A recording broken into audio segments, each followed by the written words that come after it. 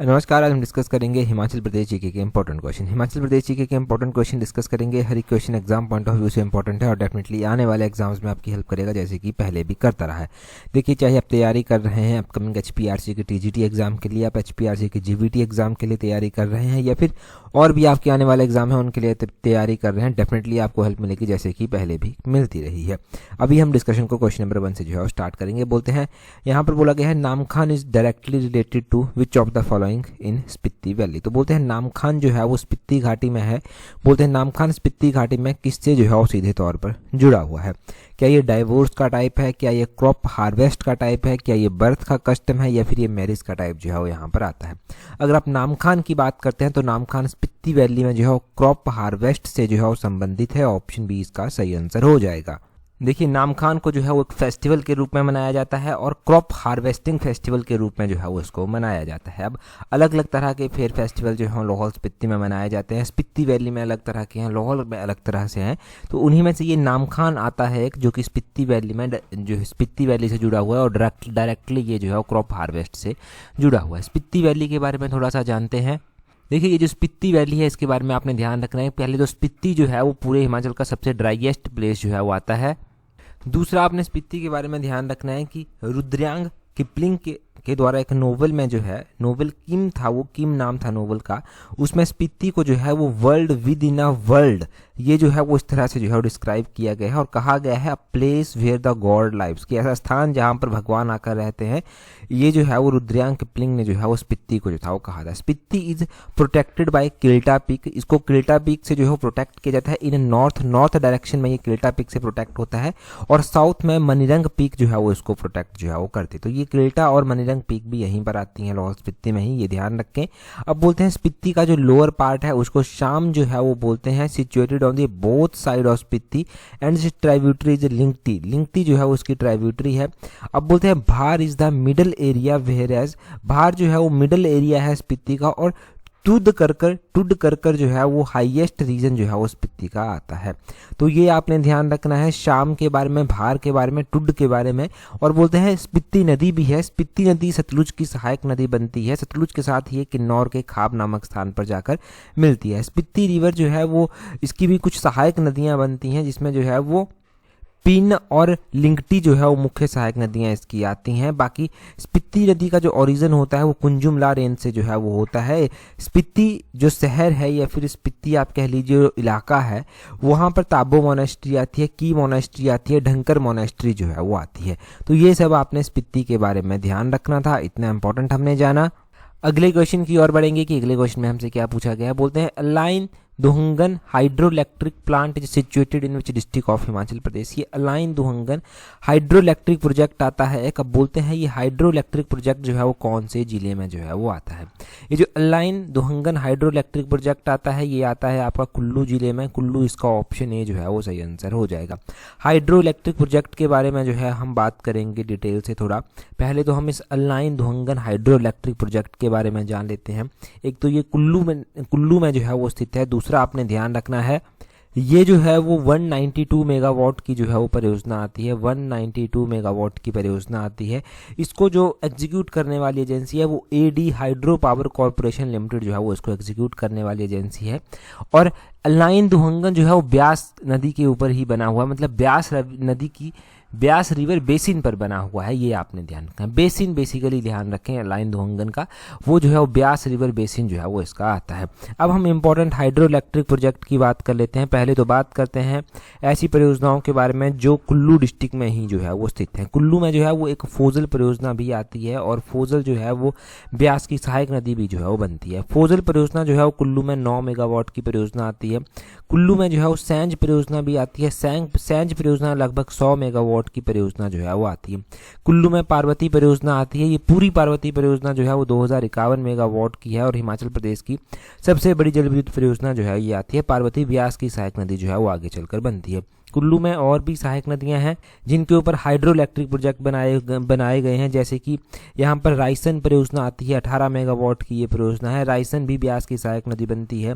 कुल्लू में नखथान परियोजना आती है, ये नखथान परियोजना इंपॉर्टेंट है, ये नखथान परियोजना ध्यान रखें, कुल्लू में जो है वो आती है और 460 मेगावाट की जो है ये परियोजना है कुल्लू में।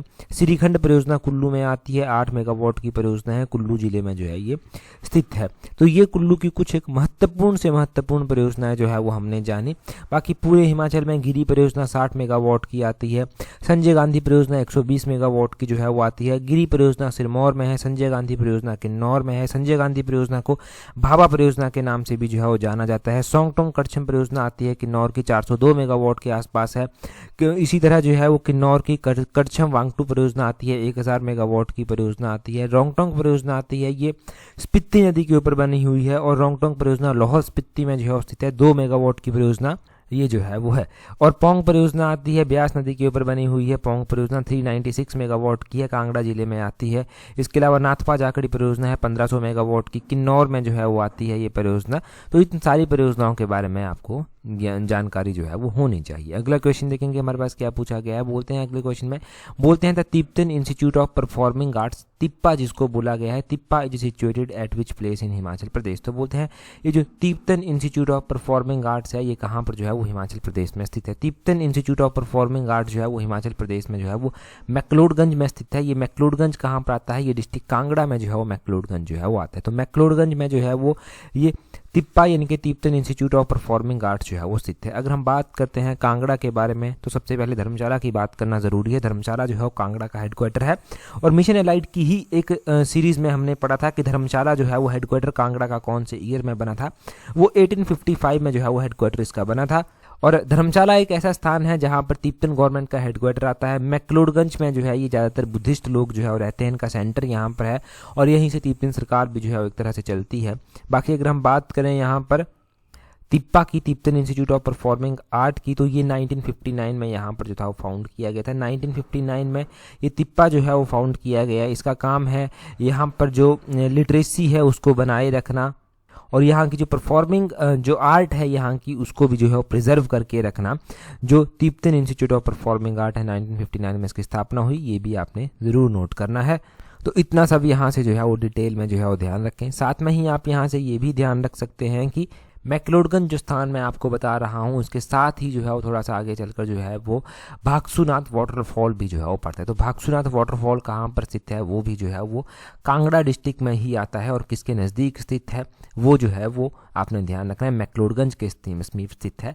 ये वारू दर्रा एक आता है। वारू दर्रा जो है वो कांगड़ा को चंबा से जोड़ता है, परंतु धर्मशाला साइड से ये कांगड़ा को चंबा से जो है वो जोड़ता है। तो वारू दर्रा के बारे में भी एग्जाम में जो है वो क्वेश्चन एग्जामिनर पूछता है। दर्रों के बारे में जानकारी भी चल गई यहाँ से पता। अगला क्वेश्चन देखिए क्या बोलते हैं, आगे बोलते हैं Chhabro is variety of which of the following in Himachal Pradesh. तो छाब्रो हिमाचल प्रदेश में किसकी किस्म जो है वो आती है।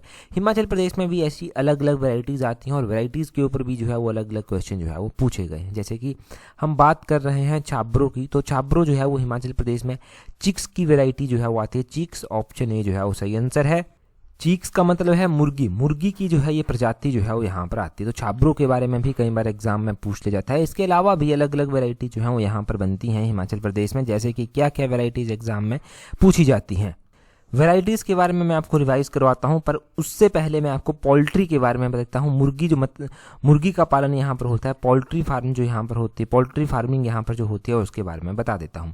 अगर हम 2011 की लाइव स्टॉक सेंसस यानी कि जो लाइव स्टॉक का जनगणना हुई 2019 में, 2019 की लाइव स्टॉक सेंसस के अकॉर्डिंग देखते हैं। 2019 की है ये लाइव स्टॉक सेंसस, ये आपने ध्यान रखना है।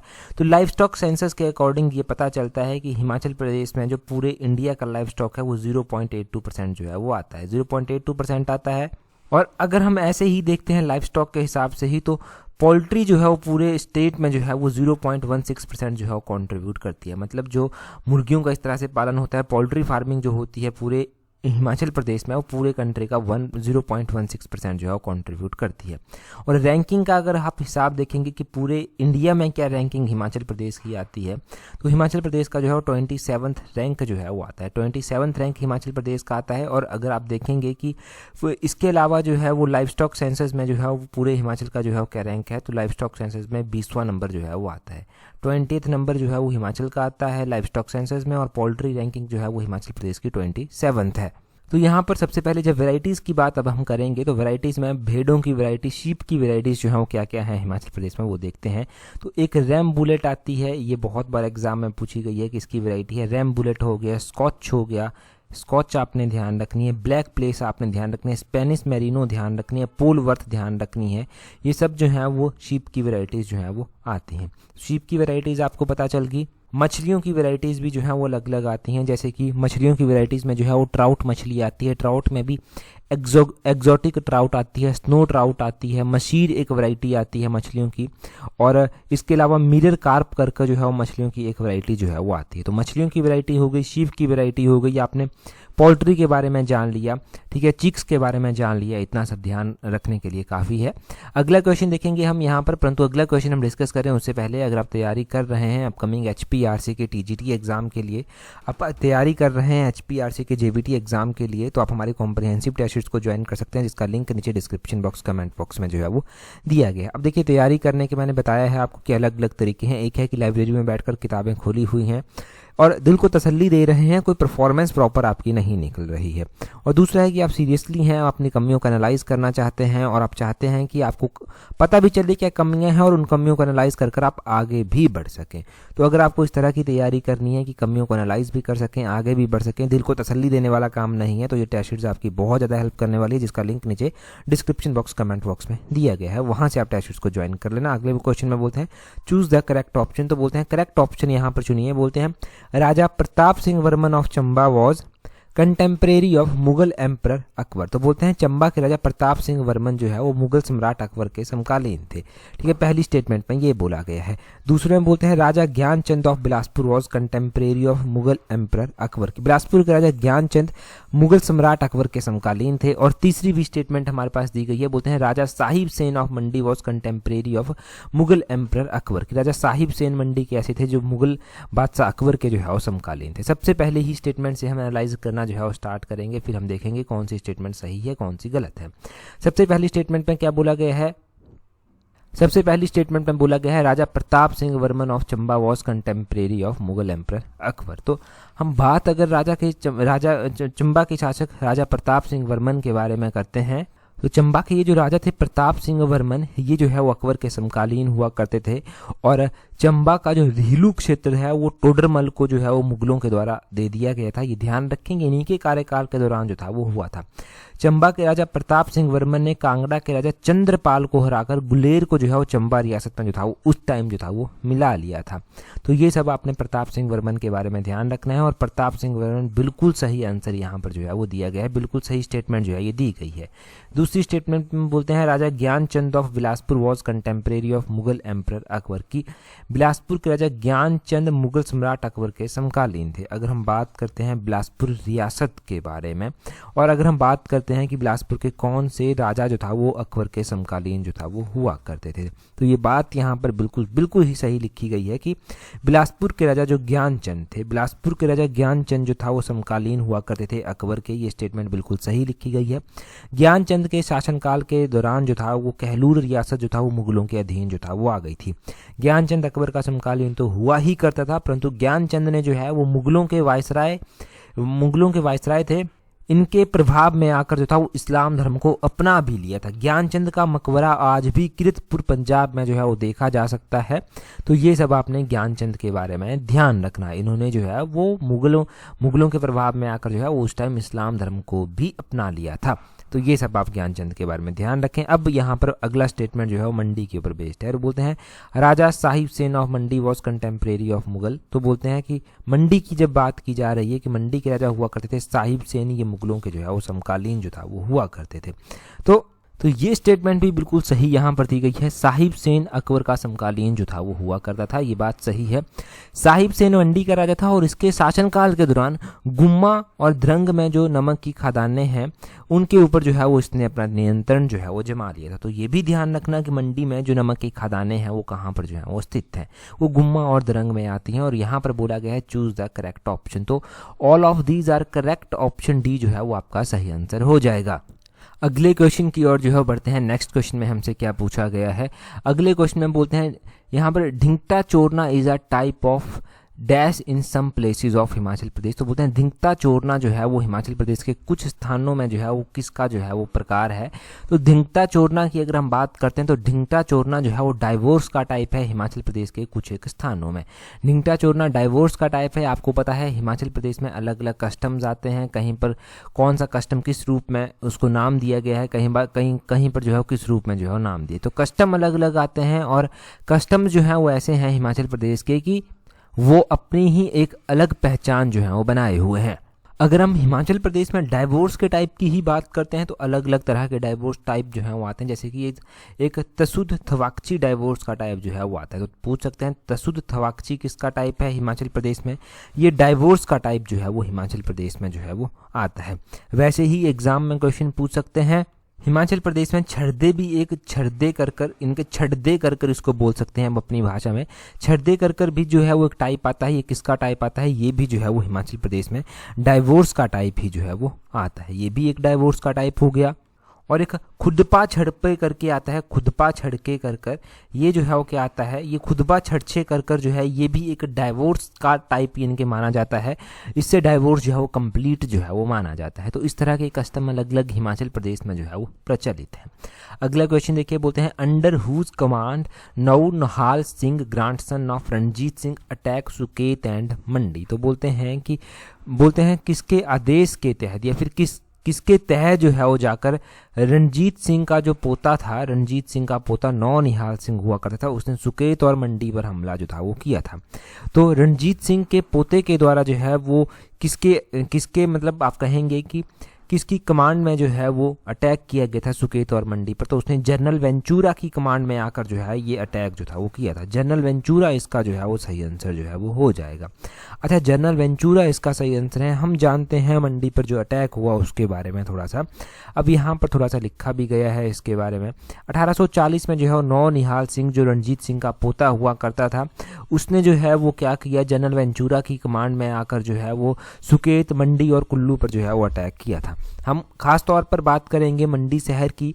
तो कहते हैं कि 1840 में जनरल वेंचुरा एक फ्रांसीसी हुआ करता था, इसके नेतृत्व में ये अटैक किया गया और मंडी शहर के आसपास का जो इलाका था, कमलागढ़ किला वहाँ पर एक आता था, कमलागढ़ किले को भी जो है उसने अपने अधीन जो है वो ले लिया था। और उस टाइम वहाँ के राजा हुआ करते थे बलवीर सेन को 1840 में बंदी बना लिया गया। बंदी बनाकर जो है वो उनको अमृतसर जो है वो ले गए थे और अमृतसर में एक गोविंदगढ़ किला है, वहाँ पर गोविंदगढ़ किले में इनको जाकर जो है वो कैद किया गया था। और मंडी रियासत जो है वो 1846 में जो है वो ब्रिटिश सरकार के नियंत्रण में बाद में चलकर आती है। और फिर बाद में चलकर जब बलवीर सेन भी वापस आ जाते हैं तो 1851 में बलवीर सेन की मृत्यु भी जो है वो हो जाती है। परंतु ध्यान रखना है कि मंडी का कौन सा राजा जो है वो अमृतसर में बंदी बनाया गया था, वो बलवीर सेन था। कौन से किले में बनाया गया था, वो गोविंदगढ़ किले में बनाया गया था, वो अमृतसर में ही आता है। ये जो कमलागढ़ किला है ये मंडी में आता है और इस कमलागढ़ किले को जो है जनरल वेंचुरा ने अपने अधीन जो है वो ले लिया था। मंडी के एक ऐसे राजा भी थे जिनको कांगड़ा के राजा संसार चंद ने जो था वो बंदी बनाया था। अब मंडी के कौन से राजा थे, मंडी के राजा थे ईश्वरी सेन को संसार चंद ने बंदी बनाया था और नदौन में बंदी बनाकर रखा था। लगभग 12 वर्षों तक इनको बंदी बनाकर जो है वो रखा गया था। और 1805 में जब गोरखा जो है वो आते हैं और संसार चंद के ऊपर अटैक करते हैं, तब जाकर जो है ये यहाँ से रिहा होते हैं, तब जाकर ईश्वरी सेन यहाँ से जो है वो रिहा हो पाए। परंतु मंडी रियासत उसके बाद देखने को मिलता है 1809 में जो है वो सिखों के अधीन जो था वो आ गई थी। और जब विलियम मूरक्राफ्ट के द्वारा मंडी की यात्रा की गई थी तो ईश्वरी सेन जो था वो उस टाइम मंडी के राजा जो था वो हुआ करते थे। तो ये सब आपने मंडी के बारे में ध्यान रखना है। खासकर जो राजा बंदी बनाए गए थे उन दो राजाओं के बारे में हमने जान लिया है कि ईश्वरी सेन एक बलवीर सेन जो है वो आते हैं। अगला क्वेश्चन देखिए, यहाँ पर बोलते हैं match list 1 and match list 2। List 1 में स्टेट यानी कि रियासतें दी गई हैं, लिस्ट 2 में उनके फाउंडर जो हैं वो दिए गए हैं। अगर आप कंटिन्यू हमारी वीडियो देखते हैं तो अभी तक आपको हर एक रियासत और उसके फाउंडर जो हैं वो याद हो गए होंगे, क्योंकि हम मतलब बहुत ज़्यादा रिवाइज इन चीज़ों को करते हैं ताकि ये बेसिक क्वेश्चन जो है वो एग्जाम में आपकी गलत ना हो। जैसे कि खनेटी रियासत दी गई है, देलत रियासत दी गई है, रतेश रियासत दी गई है, जुब्बल रियासत जो है वो दी गई है। सबसे पहले दी गई है आपके पास खनेटी रियासत, तो हम खनेटी रियासत से ही जो है वो जानना स्टार्ट करते हैं। ये खनेटी रियासत की स्थापना जो है वो किसके द्वारा जो था वो की गई थी? ये खनेटी रियासत जो था वो किसके द्वारा बनाई गई थी? इसकी स्थापना जो है वो सवीर चंद के द्वारा जो था वो की गई थी। सवीर चंद ऑप्शन दूसरे में दिया गया है, तो ए का दूसरा जो है वो हो जाएगा। खनेटी रियासत की स्थापना जो है वो कुमार सेन के संस्थापक हुआ करते थे किरात चंद के पुत्र थे सवीर चंद, इनके द्वारा जो था वो की गई थी। ये भी जरूर नोट करें। आगे दिया गया है यहाँ पर देलत रियासत। अगर हम देलत के बारे में बात करते हैं कि देलत की स्थापना जो है वो किसके द्वारा जो था वो की गई थी, तो ये भी एक रियासत आती है और इसकी स्थापना जो है वो पृथ्वी सिंह के द्वारा जो था वो की गई थी। कहीं पर पृथ्वी चंद भी लिखा जाता है, तो ये आपने ऑप्शन ए के साथ, बी को जो है वो पहले के साथ जो है वो मैच कर देना है। आपने ध्यान रखना है कि देलत रियासत की स्थापना किरात चंद के भाई पृथ्वी चंद के द्वारा या पृथ्वी सिंह के द्वारा जो था वो की गई थी। ये पता चल गया देलत के बारे में। आगे रतेश दिया गया है। अगर हम रतेश रियासत के बारे में जानते हैं कि ये रतेश रियासत जो है वो किसके द्वारा स्थापित की गई थी, तो ये रायचंद के द्वारा स्थापित की गई थी। सी का जो है वो चौथा हो जाएगा, सी का चौथा हो जाएगा। रतेश रियासत का पूरा ध्यान रखें कि रतेश रियासत की स्थापना सिरमौर के राजा करम प्रकाश के भाई रायचंद के द्वारा या फिर राय सिंह के द्वारा जो था वो की गई थी। जुब्बल यहाँ पर दिया गया है, जुब्बल रियासत, तो ऑप्शन ए ही, ऑप्शन तीसरा ही हमारे पास बचता है, डी का तीसरा हो जाएगा। बोलते हैं जुब्बल रियासत की स्थापना किसके द्वारा की गई थी, तो ये करमचंद के द्वारा जो था वो जुब्बल रियासत की स्थापना जो था वो की गई थी। जुब्बल रियासत की स्थापना जो है वो उगरचंद हुआ करते थे, इनके पुत्र हुआ करते थे सुभंस प्रकाश का भी भाई हुआ करता था एक करमचंद ने जो था वो की थी, और 1195 ईस्वी में जो था वो इस रियासत की स्थापना जो था वो की गई थी।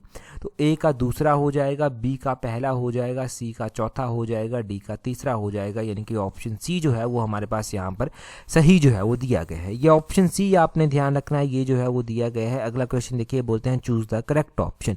यहाँ पर दिया गया है, पहले बोलते हैं यहाँ पर गहौरी इज नेम ऑफ डायलेक्ट इन लाहौल की, गहौरी जो है वो लाहौल में एक बोली का प्रकार है। आगे बोलते हैं तिनन डायलेक्ट जो spoken in Kotkai and Kotgarh area की, तिनन लैंग्वेज जो है वो बोली जाती है कोटगढ़ और कोटकाई के क्षेत्रों में। सबसे पहले हमारे पास यहाँ पर दिया गया है गहौरी, तो गहौरी जो है वो लाहौल में एक बोली का नाम है। ये बात यहाँ पर बिल्कुल सही लिखी गई है, लाहौल में जो बोली बोली जाती है उसमें से गहौरी लैंग्वेज भी जो है वो एक आती है, तो पहली स्टेटमेंट तो आपके पास सही हो गई। दूसरी स्टेटमेंट में यहाँ पर दिया गया है कि तिनन ये जो भाषा है ये जो है वो कोटकाई और कोटगढ़ के क्षेत्रों में बोली जाती है। ये स्टेटमेंट हमारे पास सही नहीं दी गई है। देखिए तिनन भाषा जो है वो, तिनन भाषा का ध्यान रखना है कि ये जो है वो कोटखाई और कोटगढ़ के क्षेत्रों में नहीं बोली जाती, तो only one statement is correct. हमारे पास सिर्फ पहली स्टेटमेंट जो है वो सही दी गई है। हम बात करें कि ये तिनन भाषा जो है वो कहाँ पर जो है वो बोली जाती है, तो भाषाओं की जब भी बात की गई है तो ये जो तिनन भाषा आती है ये मुख्य रूप से जो है वो चंद्रा वैली में जो है वो बोली जाती है। ये आपने ध्यान रखना है, तिनन भाषा जो है वो मुख्य रूप से चंद्रा वैली में बोली जाती है। इसके अलावा चंद्रा वैली में मानचंद भाषा भी जो है वो बोली जाती है, मंछद भाषा इसको बोलते हैं, ये भी बोली जाती है। और आपने ध्यान रखना है एक बुनन भी बोली जाती है, बुनन बोली भी है, एक बुनन भी जो है वो चंद्रा भागा वैली में जो है वो बोली जाती है। तो ये भाषाओं के बारे में 2-3 भाषाएँ हैं, ये जो है वो आपने ध्यान रखना, इतना सब यहाँ से ध्यान रखेंगे। अगला क्वेश्चन देखिए क्या बोलते हैं। अगले क्वेश्चन में यहाँ पर क्या पूछा गया है, नेक्स्ट क्वेश्चन यहाँ पर ये देखिए। अगले क्वेश्चन में बोलते हैं the 40-year war between ancient Aryan king Devdas and Sambhar resulted in the defeat of which of the following. तो बोलते हैं प्राचीन आर्य राजा देवदास और सांभर के बीच में जो है वो 40 वर्षों तक युद्ध हुआ था, इसका परिणाम क्या रहा था, इसमें किसकी हार जो था वो हुई थी। तो ये जो 40 वर्षों तक युद्ध होता है इसमें किरातास की हार हुई थी, किरात यहाँ पर जो है वो हार गए थे। अब युद्धों के बारे में भी थोड़ी सी जानकारी आपको होनी चाहिए क्योंकि यहाँ पर भी क्वेश्चन बनता है। वैसे ये क्वेश्चन ऐसा है, ये स्पेसिफिक क्वेश्चन है, ये बहुत ही बार एग्जाम में पूछ लिया गया है। अब इस क्वेश्चन को लगभग टिप्स पर आप याद रख सकते हैं। आप एक बात ध्यान रखें, देवदास हुआ करते थे आर्यों के राजा, और ऋग्वेद के अनुसार जो है वो दस्यु राजा हुआ करते थे, दस्यु राजा सांभर। अब बोलते हैं इनके बीच 40 वर्षों तक जो है वो युद्ध चलता है। अंततः क्या होता है, देवदास ने जो है वो उदब्रज नामक स्थान पर जो है वो सांभर का वध जो था वो कर दिया था। तो इसमें जो है वो किसकी जीत हुई। अब आप कहेंगे ये किरात बीच में कहाँ से जो है वो आ गए। किरात आपने ध्यान रखना है कि कि जो मैंने आपको बताया कि सांभर का वध हो गया था, सांभर का वध हुआ था तो सांभर जो है वो किरातों के राजा ही जो है वो आते थे, और आर्यन और किरातों के बीच में युद्ध होता था तो आर्यन आमतौर पर किरातों को जो था वो लूटते ही रहते थे।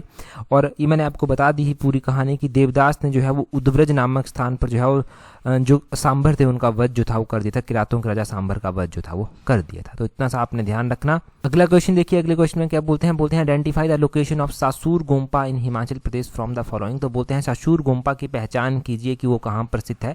4 ऑप्शन दिए गए हैं, आप जल्दी से अपना आंसर कमेंट कर बताएंगे। इससे पिछली वीडियो में हम इसको डिस्कस कर चुके हैं, और टेलीग्राम पर ज्वाइन करने के लिए अपने टेलीग्राम से सर्च करना है @allexam31।